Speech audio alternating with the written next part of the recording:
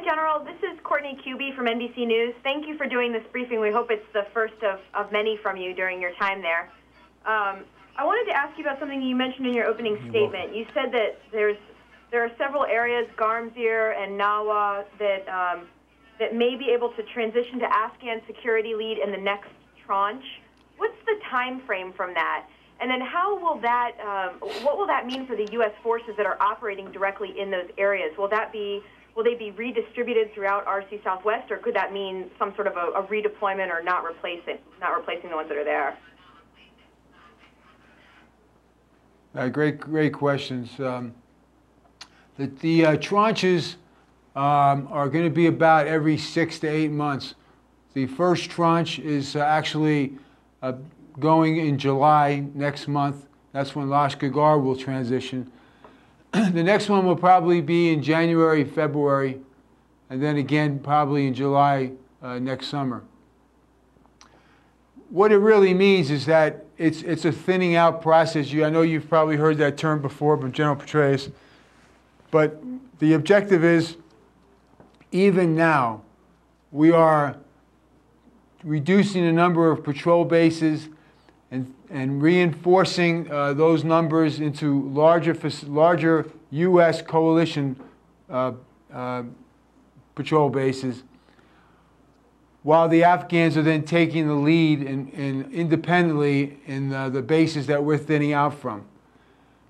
It's a long-term process. The good thing is we're starting early. We're testing the waters. We're seeing how they're doing. And at the same time, we're able to come back in, reinforce where needed. And I think it's working. So the objective would be that by this fall, for example, we'll have been able to thin out in certain areas in Nawa and in Garmsir, and maybe even be able to produce 1,500 additional combat forces in order to reinvest in other locations. Obviously, from our perspective, that would be in the Upper Sangin, Upper Garesh Valley, or over in Nowzat or Musikela. So that's kind of the plan. I will just stress again that the thinning out process is very dependent upon the success that we have in Lashkar and making sure that transition is successful and not losing any ground in the areas that right now we're identifying as being pretty secure. General, it's Louis Martinez of ABC News. Can I ask you specifically about the transition in Lashkar Gah?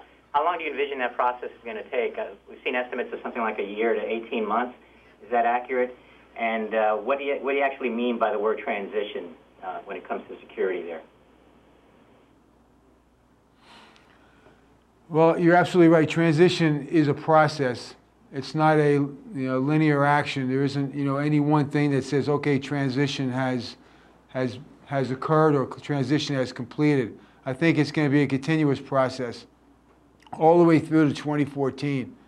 But from our perspective, the way we're looking at this process right now is that in the initial stages, by January, we will have increased the number of checkpoints around the city, particularly in areas that we think may still be liable and open to insurgent movement into the city of Lashkar Gah.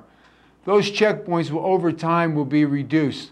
In fact, some of those checkpoints are being manned by the Afghan National Army.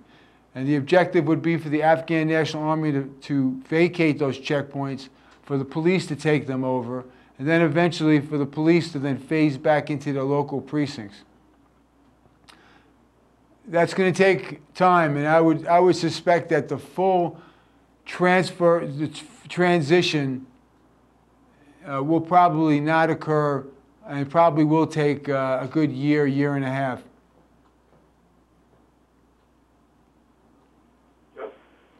General, this is Joe Tabit with Al-Hurra.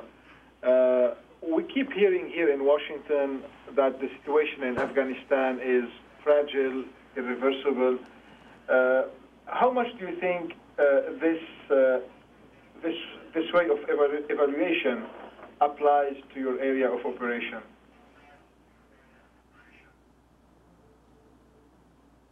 I think I got your question, sir, but the idea that the situation is fragile and and reversible, I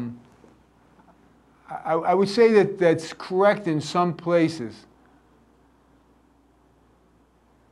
Particularly when we talk about fragile, I think what we really mean is that the local nationals can easily be intimidated by insurgents moving into their areas.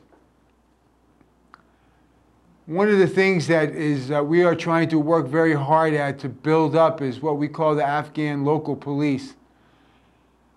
And Afghan local police is a structure of locals that have been supported by the tribal elders, and they have brought these individuals in, many of them sons, nephews, etc., who stand up and provide local security for their villages, specifically to keep the insurgents away from their intimidation tactics.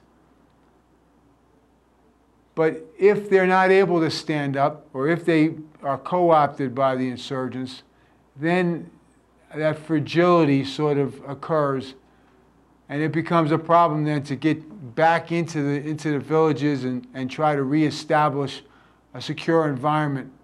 And most importantly, the most difficult thing really is to convince the people that they can stand up against the insurgents. That takes time.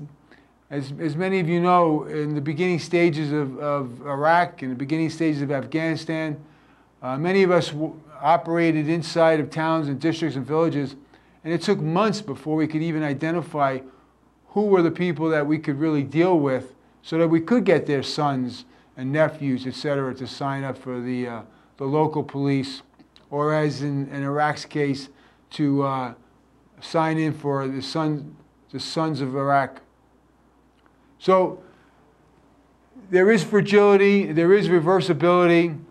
I think as each phase goes by, we're getting less and less fragile, more and more strong, and I think over time, a couple of years, it may become irreversible. I don't know if you could answer this question, sir. How much do you think the appointment of Ayman al-Zawahiri as new head of Al-Qaeda, do you think will this affect the counterinsurgency efforts in Afghanistan? Sir, I mean, the fact that Osama is gone and we have a new leader of Al-Qaeda, I think it doesn't have a major impact on the people that we're dealing with here in Afghanistan. First of all, most of the insurgents are really mid-level insurgents, mid-level Taliban leaders that are taking their orders from their senior Taliban leaders who, in many cases, are not leaving places like Quetta and other places. So I'm not sure that the Al-Qaeda organization is really feeding the senior Taliban leadership in Pakistan with guidance on how to prosecute their efforts here. Nor do I think their money is even fueling the insurgency currently in Afghanistan. That's why I feel like we were pretty confident that if we went after the narcotics nexus that's fueling the Taliban's fight, that if we could do that, we'd be able to actually to slow them down. So I have not seen much evidence of Al-Qaeda here directly in Afghanistan, particularly in Helmand province. And I think that his influence, the Al-Qaeda leader's influence, is not that significant at this point in time.